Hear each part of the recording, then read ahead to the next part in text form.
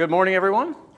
All right, so we're going to talk about crime prevention today. What is crime prevention? What does that mean to you?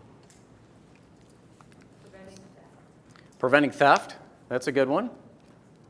What else? Seeing indicators before something actually happens. Okay. Situational awareness, right? We'll talk about that here in a little bit. Yeah, so everybody locks their doors to their house at night, right? And most people don't leave their keys in their car when their car's parked in the driveway or in a parking lot, right? Although that's something we've experienced a lot lately, not just in the city of Centerville, but throughout the region, is people just leaving their cars unlocked. They're leaving the keys sitting in the car. I mean, we've had, $150,000 Mercedes stolen because they just left the keys in it sitting in the driveway, all right? So the criminals are out there. You've seen on the news lately in particular, some of these people have been getting arrested, but a lot of them, it's just a cycle. As soon as somebody gets arrested, there's new kids that come in to replace them. So we're going to focus today on crime prevention in the workplace. All right, so the official definition of crime prevention is simply the anticipation, recognition, and appraisal of a crime risk and the initiation of some action to remove or reduce that risk. The things we're going to talk about today are going to be focused on business, but most of the things that we talk about, most of the principles that we'll discuss really apply to your personal lives as well. So your home, your personal vehicles and that type of thing. Developing a crime prevention mindset is something, so this is not a one and done proposition. You're not taking a look at your existing circumstances and figuring out how to prevent crime. It really needs to be a mindset that you develop and a way of life that you undertake. So let's take a look. This is called the crime triangle. And what this represents, so the center of the triangle represents the crime. It could be a robbery, it could be a stolen car, it could be an assault, whatever it is. So in order to have a crime, you have to have a suspect or a person with a desire to commit the crime. You have to have a victim of the crime, and then you have to have a location or an opportunity for that crime to occur, okay? So if any one of those three sides of the triangle is missing, then the crime never occurs. So of these elements, what do you think that we as individuals have the greatest influence over? Ourselves. Okay. What can we affect the most of all of those three? The location or the opportunity. That's exactly right, because the criminal is the criminal, right? They decide that they're going to go commit the crime, and then they pretty much select the victim based upon the circumstances that are around them.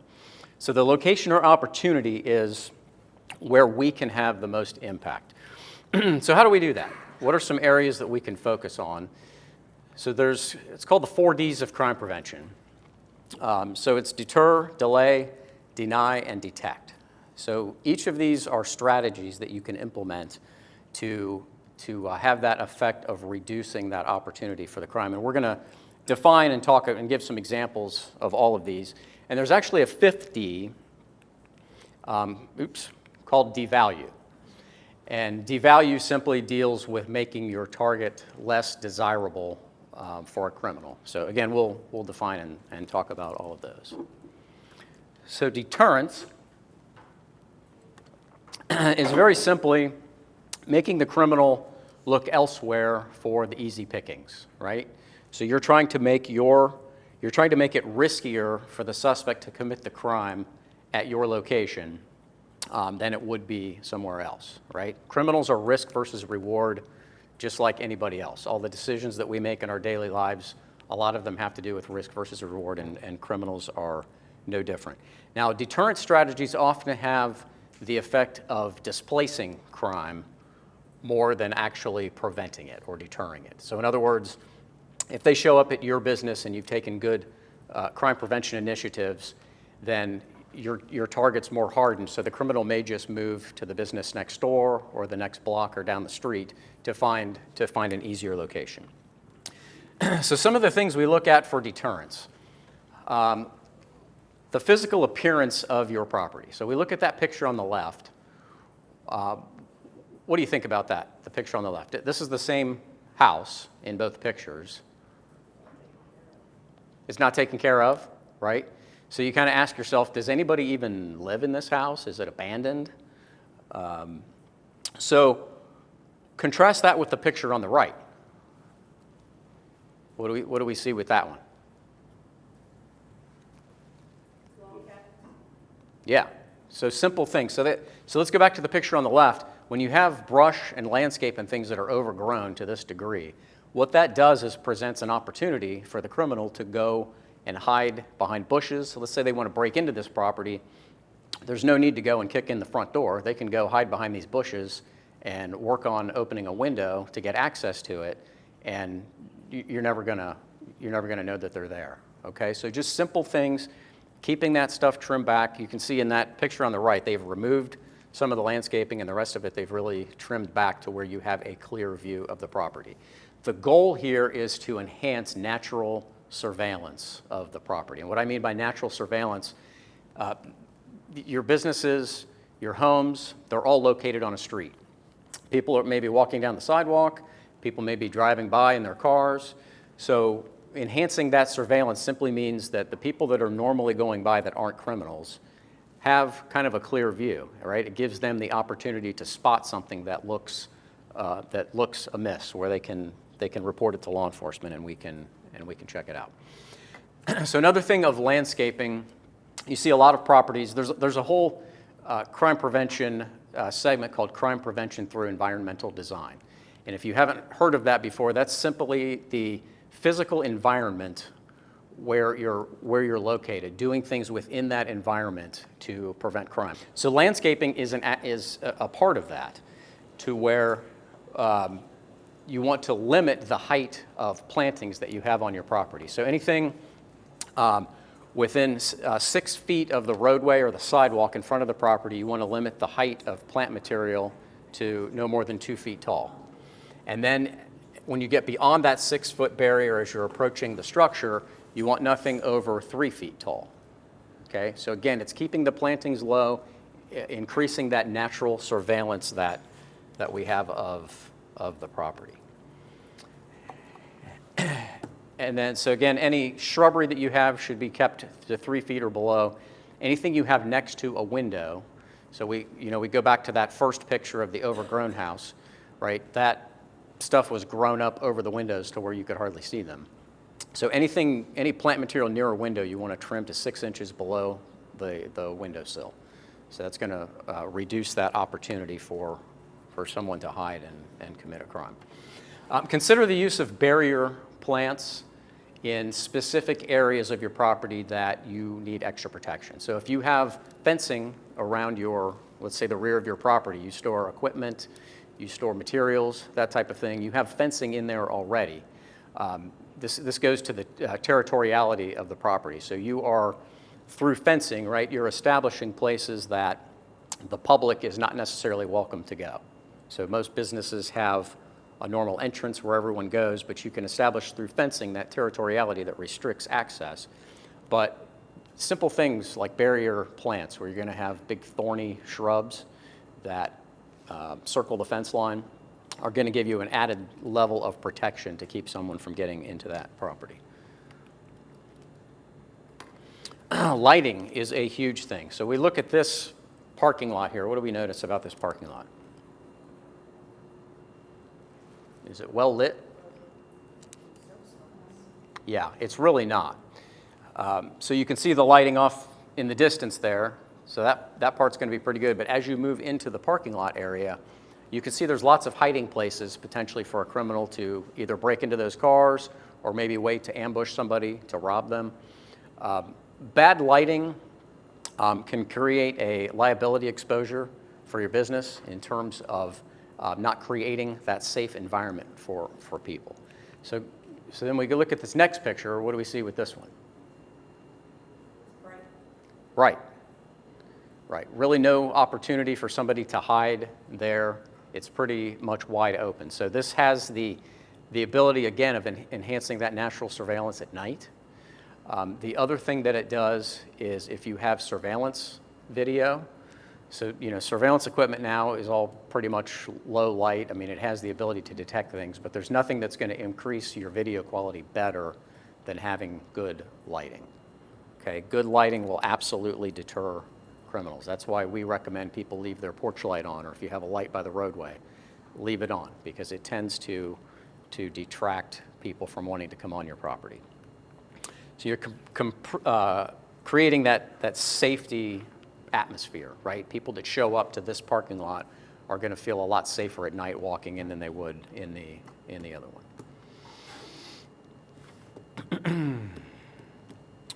Okay, let's talk about some delay strategies. So our goal here is to delay someone from breaking into your property and to heighten awareness to those people that may be walking by or driving by, right? If you can delay them getting in, they're going to have to put more effort into it. They're going to make more noise doing it.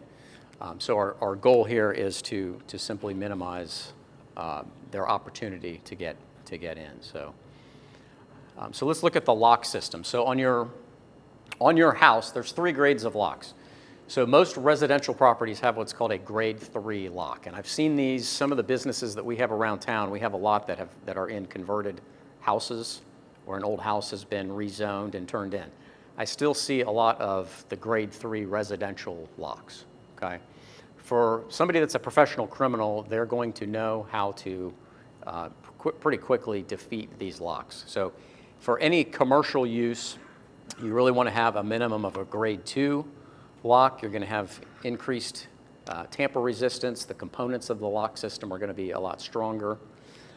And then if you have a particular high value location where you may have a lot of electronic equipment or things that would be desirable for someone to steal, consider the use of a grade 1, like a heavy duty commercial locks. Now obviously the price with these increases as you go up, but having a good lock system can really help. Any deadbolts that you have need to have a minimum of a 1-inch throw.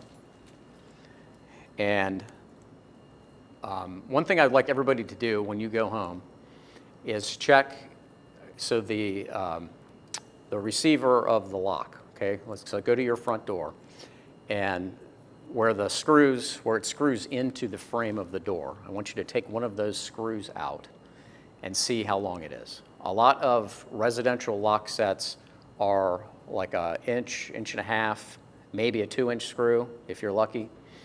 A very simple thing that you can do to reinforce that door is to install like a 3 or preferably a 4-inch screw into that lock set. Because what you're doing there is you're getting more screw into the structure of the house. So you're going to increase the strength of that door frame. The best thing that you can do to secure your property, whether it's your business or your house, is to install window glazing materials. If you're not familiar, 3M makes a product that it's a film that goes over the windows, and you can go on YouTube and you can see this guy's beating this with a crowbar.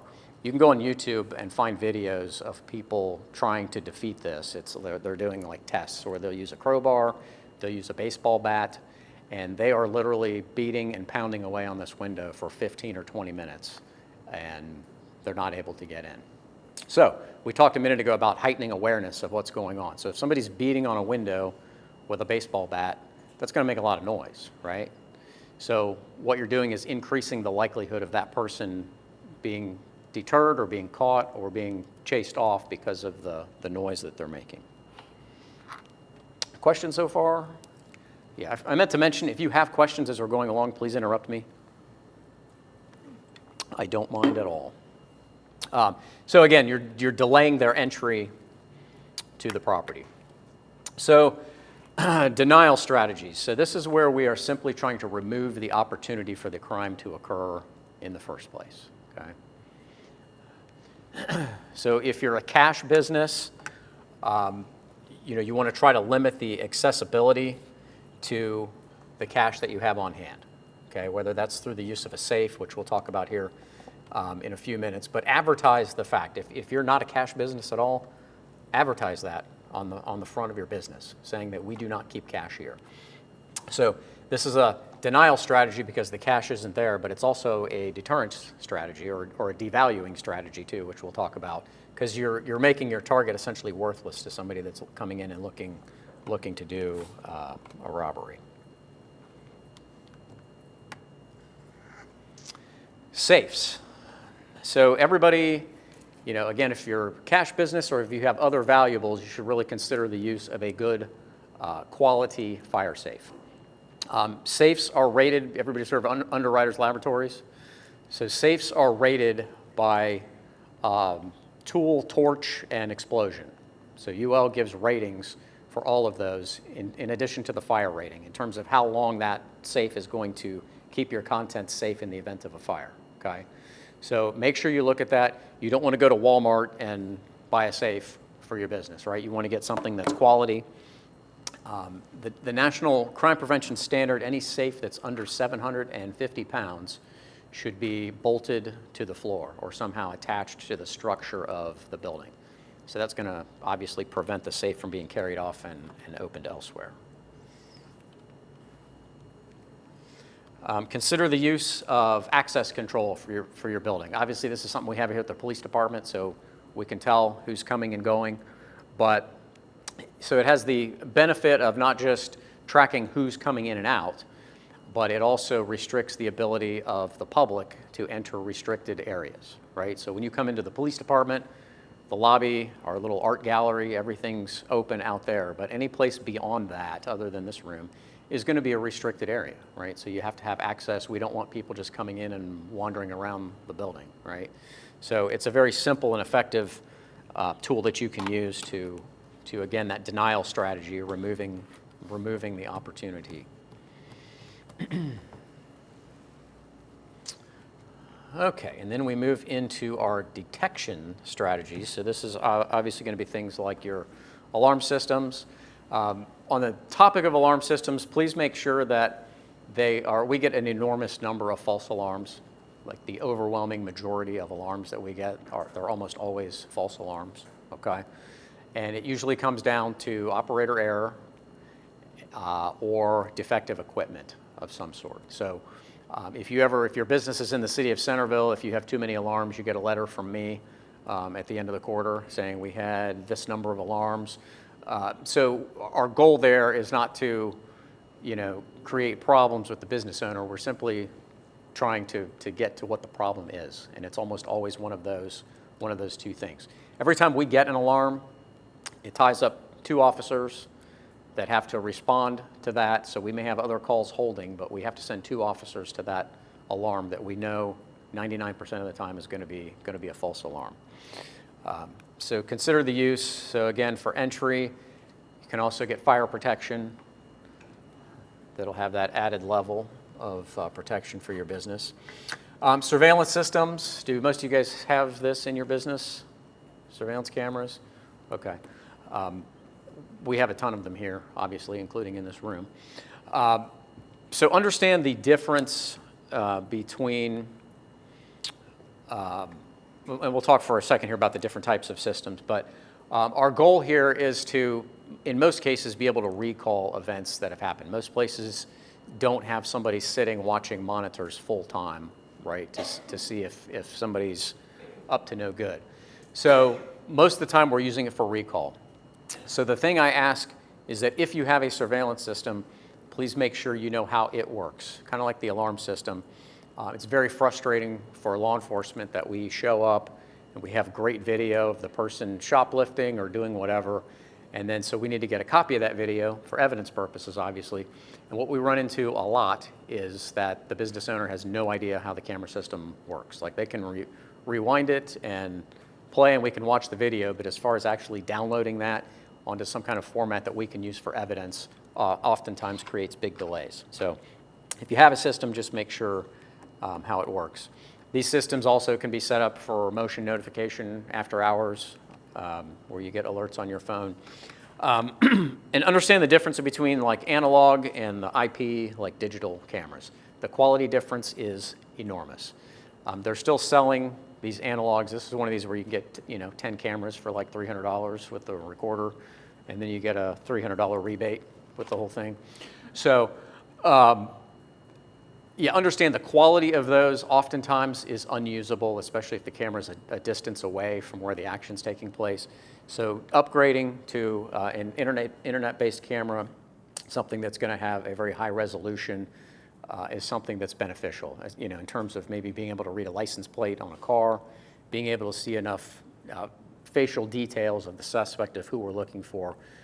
When we have video of these crimes taking place, our solve rate obviously goes through the roof because we can put that out on social media or we'll put it out to other police departments, and we're oftentimes able to identify who we're dealing with.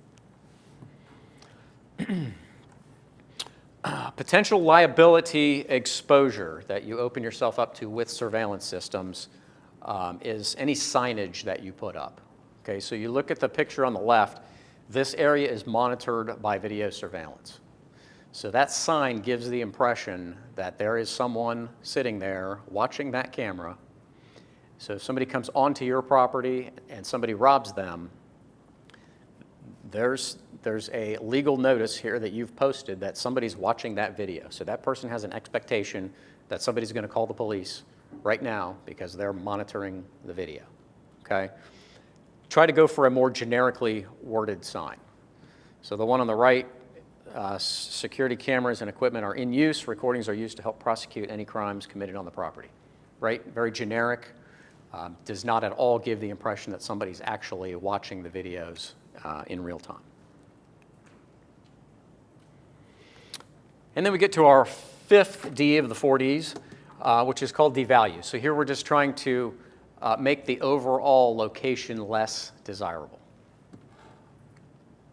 So for retail applications, this is something we see, the inked tags, something that tampered with is going to destroy the item being taken. Laser etching, if you have a lot of electronic devices, iPads, laptop computers, consider having them laser etched. It's extremely cheap to have done, but put your business name on there because what you're doing is devaluing that item. If somebody breaks in and your iPads are all marked with your company name, it's pretty obvious who they belong to, and that's going to give the potential that they're not going to take them. The added benefit is if they're stolen anyway and we recover them, then obviously we know who they belong to. We have all kinds of stuff in our property room that gets turned in that we have absolutely no idea who it belongs to. So what happens, it sits, and we've had iPads, computers, it sits in our property room for 6 months and then it gets destroyed. So, yes, did you have a question? So what are you good at doing laser etching? You can, if you just Google it around here, there's businesses. One of our retired police officers, Tony Baran, retired from here many years ago, but he has a business where he does the laser etching. But yeah, there's a number of businesses around that do that. Having a time lock safe, there's a reason why we don't have a lot of convenience stores being robbed, right? The Speedways, Sheetz is the new one in town, but it used to be gas stations, convenience stores got robbed a lot. So having a time lock safe, which the criminals now know that these places have, so they're taking their cash deposits as they get it and they're putting it into this safe that there's absolutely no access to.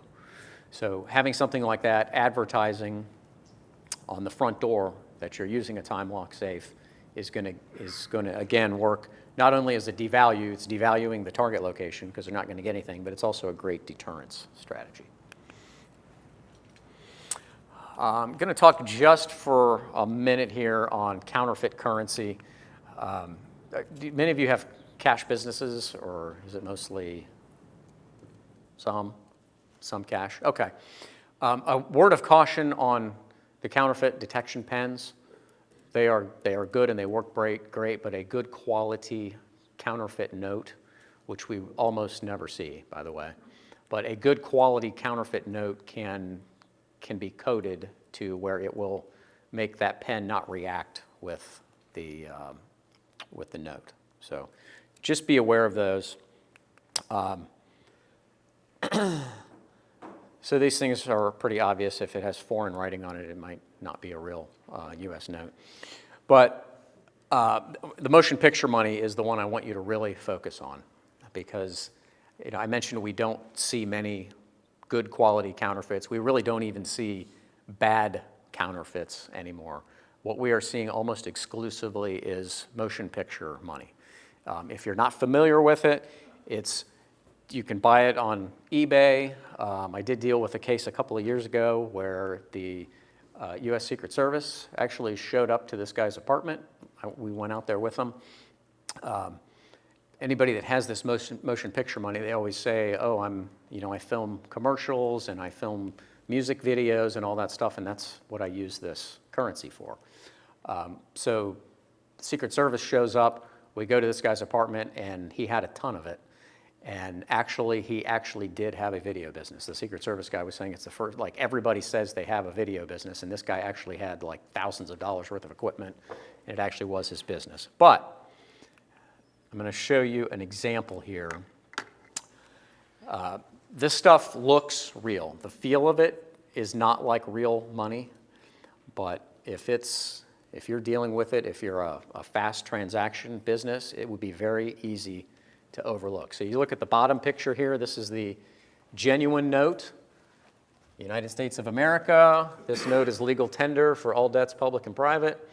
So you look at the one on the top, the font is almost identical for motion picture use only.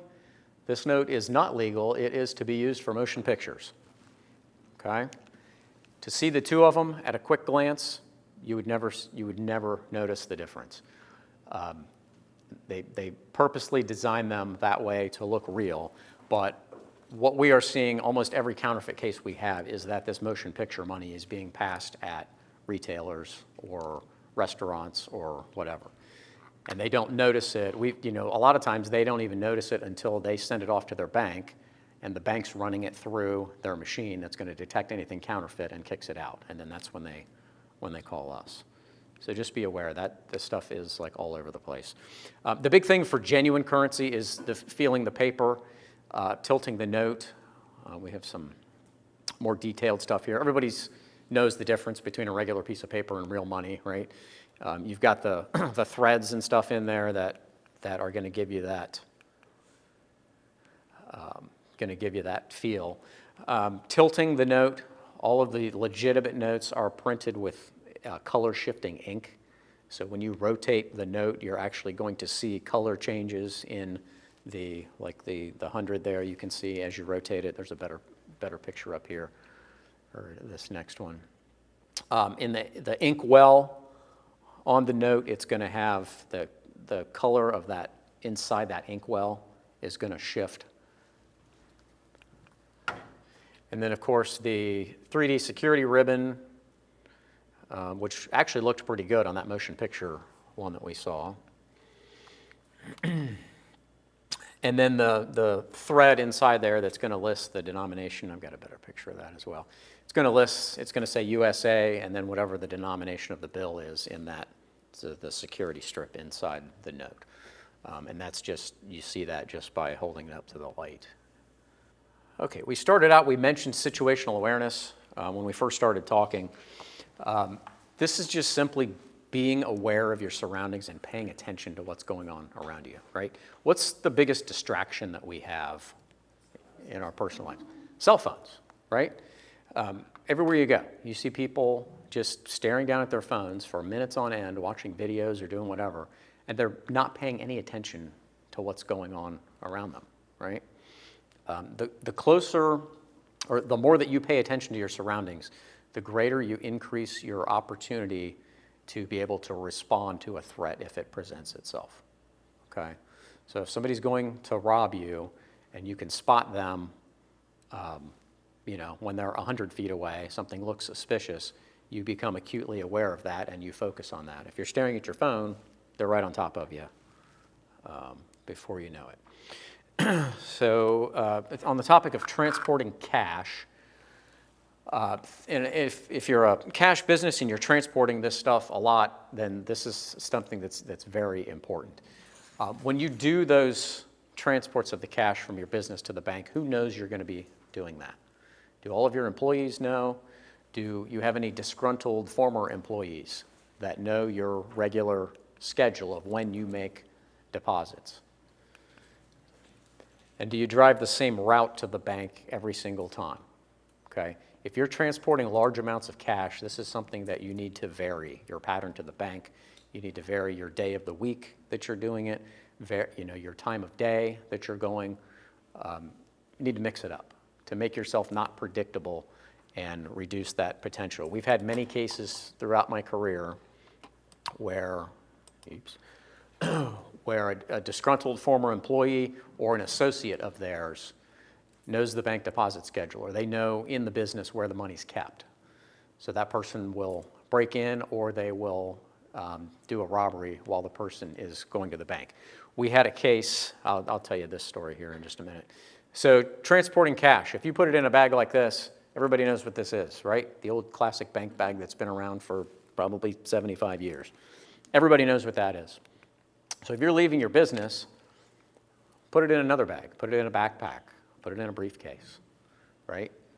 If I see somebody walking down the street with this, I know exactly what it is. If I see somebody with this, it just looks like everybody else walking down the street. So when you get to the bank, when you're transporting cash, take time to look around. We had a case, this has been many years ago, but this lady on a Saturday morning at 10 o'clock goes up to an ATM, puts in her card, starts taking out cash, and she says a guy came out of the bushes and stuck a gun in her face and forced her to withdraw a bunch of money. Okay, so I'm the responding officer in that call, and I'm thinking 10 o'clock in the morning on a Saturday, her story seemed unbelievable, okay? It didn't seem to have credibility. But sure enough, we pull the surveillance video from the ATM, and you can actually see, this was the bank on North Main Street at Zengel, but there's kind of a brushy area back behind there, and sure enough, you can see this guy, you can see his face sticking out of the bushes, and out he comes to rob her. So pay attention to your surroundings when you're approaching. This is the Dayer Credit Union on South Main Street, and I use this as an example because it has a ton of brush area over here on the west side of the property. And then when you pull up, so there's the night deposit thing and there's the ATM. What do you notice about this whole situation here? What's a potential danger in this? What's that? Blind spots. Blind spot. You see just beyond the ATM is kind of this dead corner right here. So I actually use this ATM periodically, and whenever I do, I always pull forward and just make sure that that's all clear before I do my transaction. So when you pull up, I always just kind of pull forward a little more, make sure it's all good, because that was not a very good design, in my opinion. You need to have some ability to see around. Plus, again, to that left side of this photo, you've got all that brush. So just take time, especially if it's dark, drive around bank a little bit. Just make sure you don't see anybody around before you go to make your deposit or do your transaction. If the worst happens and somebody does try to rob you, just cooperate with them, right? Nobody needs to be a hero. It's a matter of they're there to get your money. Most people that do robberies are not there to hurt you. That's the last thing they want to do. They just want to get the money, get their quick score, and be on their way. So they're not likely to harm you, but if they meet resistance, that likelihood goes way up. And I think that is all I had. Do we have any questions? Nothing at all. Okay. Thank you very much. Thank you, officers. Thanks.